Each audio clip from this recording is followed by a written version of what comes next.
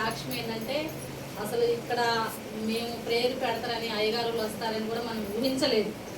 నేను ఖమ్మం వెళ్ళినప్పుడు మేము ఎన్నో సమస్యలతో వెళ్ళినాం. అక్కడ మాకెవరు కూడా సహకరించింది లేదు. దేవుడు మా పక్షాన అన్ననే ఉంచిండు. అంతమందిని అంటే దాదాపు ఒక 40 మందిని కూడా యుద్ధం చేయడానికి వచ్చారు మా మీద. మా భర్త దగ్గరికి కొట్టడానికి వచ్చారు. అన్నయ్య ఒక్క మాట వచ్చి అట్లా నిలబడు. అందరు కూడా ఎవ్వరు కూడా ఒక్క దెబ్బ కాదు కదా, కనీసం ఒక్క మాట కూడా మాట్లాడుకుంటూ వెళ్ళిపోయారు. అలాంటి స్థితిలో మాకు ఉన్నా లేకపోయినా అమ్మ ప్రార్థన చేసేది. అంటే అన్నయ్య వాళ్ళ అమ్మ పెద్దమ్మ గారు ప్రార్థన చేసేది. నా ఇంట్లో నేను ఏం తింటున్నానని కూడా అమ్మకు తెలిసిపోయేది. ఇంట్లో ఉన్నదా లేదా అని ప్రార్థన చేస్తూ ఏడిసి ఫోన్ చేసేది. ఎస్తేరమ్మా నువ్వు ఏం చేస్తున్నావు ఇంటికి ఒకసారి అని. ఎందుకమ్మా అంటే పనుందా నువ్వు రా అని వెళ్ళేదాన్ని. ఎలాగనే నువ్వు ఇంట్లో ఈరోజు అన్నం అనలేదు, నీ పరిస్థితి బాగోలేదు, నీకు ఏం కావాలో తీసుకెళ్ళు, నీకు అన్నయ్యలు ఉన్నారు, 4 అన్నలు ఉన్నారు, అమ్మా నాన్న నేను ఉన్నాం, నాకు చెప్పమ్మా అనేది. అయినా సరే లేదమ్మా అని నేను మాట తలగేసేదాన్ని, చెప్పుకోలేకపోయేది.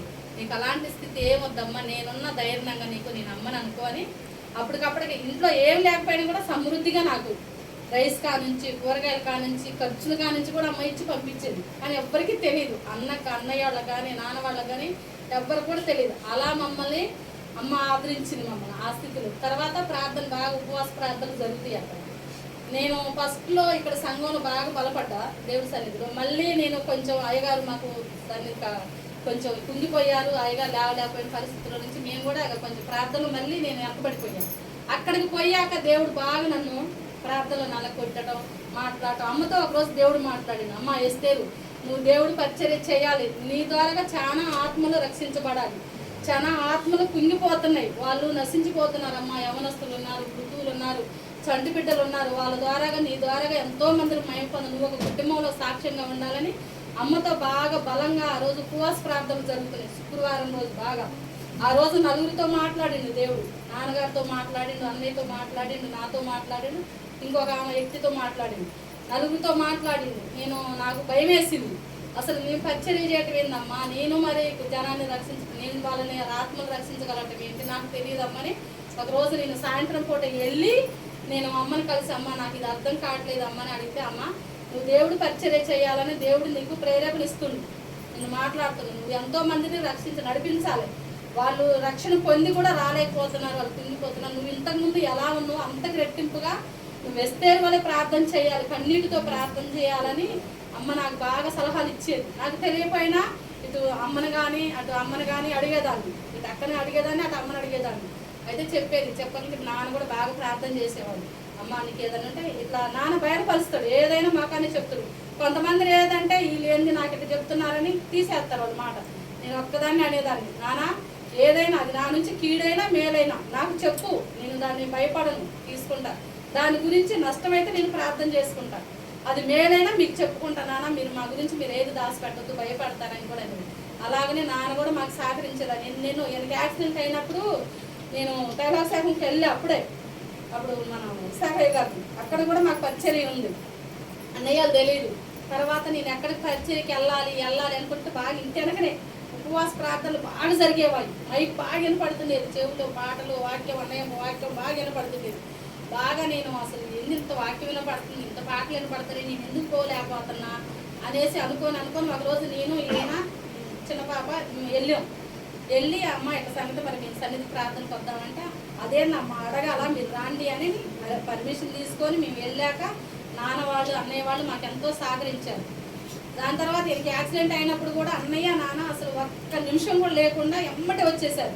వచ్చి ప్రార్థన చేసి, అమ్మ నువ్వు ఏడవబాకు సిస్టర్ గారు, అమ్మ నువ్వు ఏడవబాకు తల్లి, ఏం కాదు, ఇంత గాయం కూడా కాదని చెప్పారు. అలాగనే ఏం కాకుండా చిన్న గాయాలతో బాగుపడుతుంది. మొన్న ఇక్కడ ప్రార్థన జరుగుతుంటే కూడా బిడ్డల ద్వారా యాక్సిడెంట్ చేసింది సాతాన్ గారు.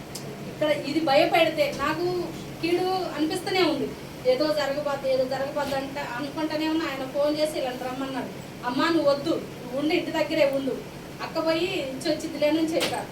లేదు డాడీ నన్ను రమ్మన్నాడు, నేను వెళ్తానండి. వద్దు నేను చెప్తున్నా వినండి అని అంటే వినకుండా వీళ్ళు వెళ్ళారు. వెళ్ళి వస్తుంటే వాడు వెనక నుంచి మందేసుకొని ఫుల్గా ఫోన్ మాట్లాడుతూ వస్తుంది. వచ్చి రావటం వాడు 60 స్పీడ్లో ఉంటాడు. ఉద్దేశానికి అసలు ఇద్దరు అమ్మాయి పేగు పగిలింది అన్నాడు డాక్టర్ గారు. అయితే అసలు నేను ఏడ్చిన, అయ్యా నేను ఈ సన్నిధి ఇక్కడ నడుపుతుంది, కానీ నాకు ఆటంకాలు రావాలని ఎన్నో శాతంగా కీడు చేస్తున్నాను, ఇవన్నీ నాకు ఏమొద్దు, నా బిడ్డలకి కానీ ఎవరికి కానీ గాయపడకుండా స్వస్థత కలిగించయ్యా, నీ సాక్ష్యంగా నేను నిలబడతానని దాదాపు అది 8,500 రూపాయలు స్కానింగ్ 3 సార్లు చేసారు. ఒకటే స్కానింగ్, ఎన్ఆర్ఐ స్కానింగ్, దాంట్లో మిషన్లో పెట్టి. నాకు అల్లకి పోవడానికి భయం, పాపం అనకూడదు కానీ ఆంటీ వెళ్ళిందని నాకు ఆ వాసన పడితే నాకు అదంటే భయం, నేను వెళ్ళలేదు. ఆంటీను మా శ్యామలా వీళ్ళు వెళ్ళారు, చేయించుకొని వచ్చారు. 3 సార్లు స్కానింగ్ చేసినా కూడా దేవుడు ఏం కాలేదని స్వస్థత కలిగించింది. ఎంత సాక్ష్యం. మళ్ళీ మొన్న డ్యూటీలో కూడా చికాకు చేసి నా డ్యూటీ దించాయాలి. ఎందుకంటే అందరూ కొంచెం అక్రమంగా డబ్బులు వైపు అనుకుంటారు. ఏనేమో మనం దేవుడి మార్గంలో నడుస్తున్నాం కానీ నీతిగా ఉండాలి. అతను కూడా కష్టపడి లారీ కొనుక్కొని మనకు అప్పచెప్పినప్పుడు మనం కూడా అంతే ఉండాలి నీతిగా అనేది.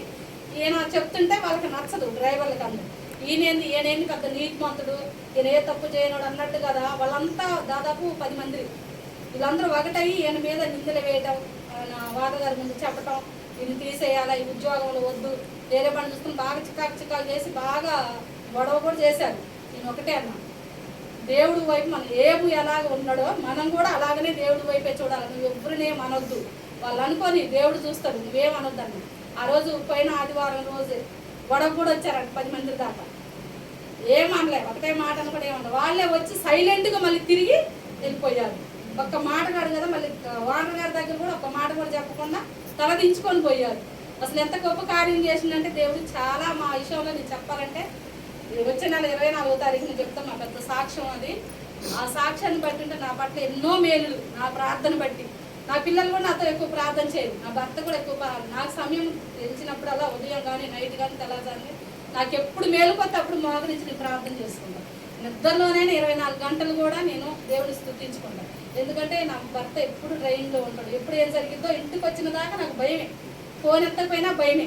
ఆయన చికాకులో ఉండి ఎన్నో బూతులు కూడా తిడతాడు. అయినా సరే నేను దానికి ఎదురు సమాధానం చెప్పను, తిట్టుకొని ఆయన సాధారణ అట్లా అనిపిస్తుందిలే అనుకుంటా. అలాంటి దేవుడు మా మధ్యలో ఎంత గొప్ప కార్యాలు చేసినంటే అతన్ని కూడా చాలా మార్చింది. బాగా తాగేవాడు, సిగరెట్ రోజు 10 పెట్టెలు తాగేవాడు, పిల్లలు కొట్టుకాడుకోకపోతే కొట్టేవాడు కూడా. అలాంటి దేవుడు కూడా మమ్మల్ని ఈ స్థితిలో నిలబెట్టి ఈ సంఘం కోసం ఇక్కడ ఈ పరిచర్య చేయకపోవడం. అన్నలని నాన్నగారు సంవత్సరం ప్రార్థనలో పెట్టింది అన్నయ్య వాళ్ళు ఇక్కడికి రావటానికి. నాన్నగారు ప్రేరేపణ ఇచ్చి దేవుడు మాట్లాడిన తర్వాత అన్నయ్య వాళ్ళు ఇక్కడికి పంపించారు. అమ్మగారు అన్నట్టు అక్కడ ఆత్మలు కొన్ని నశించిపోతున్నాయి, రక్షించమని. సాతాను బాగా ఇక్కడ పీడించబడుతుంది, ఇక్కడ అనేక ఆత్మలు రక్షించబడాలని అమ్మతో మాట్లాడటం, అన్నయ్యలను ఇక్కడ పంపించటం. కానీ సాతాను కూడా కొన్ని అడ్డపడుతున్నాయి రాకుండా. వాటి కోసం నేను ప్రార్థన చేస్తాను. ఉపవాసాలు మీరు కూడా ప్రార్థన చేయండి. ఇక్కడ బాగా సంఘం చాలా మంది ఉన్నారు. ఇవాళ లాజర్ గారు అనేవాళ్ళు మా ఆడబిడ్డ వాళ్ళు రావాలి, 1 వారమే వచ్చారు. బాగా తాగుతుంది, 2 కిడ్నీలు పాడైపోయినాయి, పేగులు పాడైపోయినాయి, ఆపరేషన్ చేయాలి, 2 లక్షలు అడిగాను.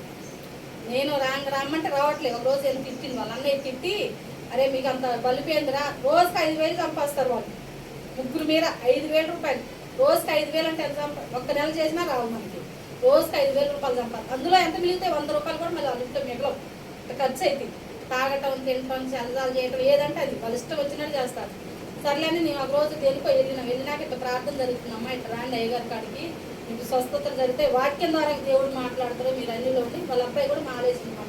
వాళ్ళు ఫస్ట్ ఆర్షంకి వెళ్ళేవాళ్ళు, మాలేసిన తర్వాత మాకు తెలియదు. మీ వెళ్ళిన రోజు తిట్టింది, అరే నువ్వేంద్రా మాలేసినవేంద్రా, లేని విషయాలను మళ్ళీ కొత్త విషయాలను నువ్వు చెప్తున్నావు, నువ్వు వాళ్ళ సంవత్సరం వీళ్ళ సంవత్సరం పెట్టి. లేదు మా అయ్యా అనేసి నేను అమ్మ వరవద్దు, మనం ఇప్పుడు ఏం మాట్లాడుతుంది, వాళ్ళు మాలేసి వచ్చాక మాట్లాడదానని ఒక రోజు వెళ్ళి మాట్లాడించాను. తర్వాత వాళ్ళు వచ్చారు. వచ్చిన తర్వాత ఆ రోజు వాక్యం దేవుడు అతనితోనే మాట్లాడాడు. మాట్లాడిన తర్వాత అన్నయ్య అన్నాడు, నువ్వు ఖర్చు పెట్టే బదులు నువ్వు ఇక్కడ ఒక బాక్స్ తీసుకురా, దేవుడు నీ పేరున ఎంతో ఆశీర్వదిస్తాడు అన్న మాటని వాడు మనసులో పెట్టుకొని ఇప్పుడు 3 వారాలు అవుతుంది వాళ్ళు వచ్చి. నెక్స్ట్ వారం వద్దాం అనుకునే లోపు వాళ్ళకి వదిన పిల్లలో ఎవరో చనిపోయి అడ్డు వెళ్ళాల్సి వచ్చింది. మళ్ళీ 3వ వారం రావాలనుకొని వాళ్ళన్నీ రెడీ అయిపోయేసరికి అల్లుడు మందు తాగిండు. మందు ఎలా తాగిండు, భార్యని ఒక 100 రూపాయలు అడిగితే ఇయ్యలేదని పురుగుల మందు తాగిండు. ఎమ్మటే నాకు ఫోన్ చేసి, వదినా ఇట్లా సంగతి అల్లుడు మందు తాగిండు, ప్రార్థనలు పెట్టమని చెప్పి. సరేనే అన్నవాళ్ళకి ప్రార్థన చేసిన. దేవుడు అసలు బతకనన్నోడు కూడా 5,000 రూపాయలతో బయటపడేసింది. దేవుడికి స్తోత్రం. అది అయిపోయిన తర్వాత రాత్రి మేము వెళ్తే, అక్క నాకు దేవుడు గొప్ప కార్యం చేశాడు. ఆ రోజు నుంచి మందు దాటం మానేసిందట. నాకు ఆరోగ్యంగా ఉంటుంది, పని కూడా నేను మంచిగా చేసుకుంటాను అక్క, హాస్పిటల్ పోయినా కూడా నీకు తగ్గిపోయిందని చెప్పారట. రాత్రి నేను పోతే, నేను హాస్పిటల్కి నాకు కాలు రాయి కొట్టుకొని బాగా వాసింది. నేను హాస్పిటల్కి వెళ్దామని పోయినాం, ఆడికి పోబుద్ది గట్ట నాకు.